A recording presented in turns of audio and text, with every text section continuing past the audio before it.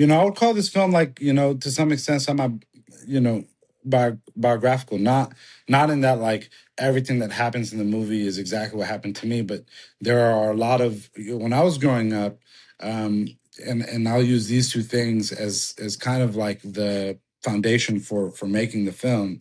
When I grew up in Boston, I saw kind of this bustling immigrant community that was like they were all together.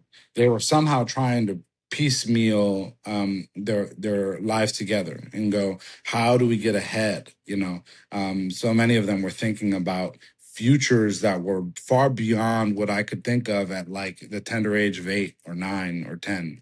And what they would do a lot of times, especially when they were undocumented, they would get into these green card marriages. And I saw so many of them. I saw 4 or 5 of them.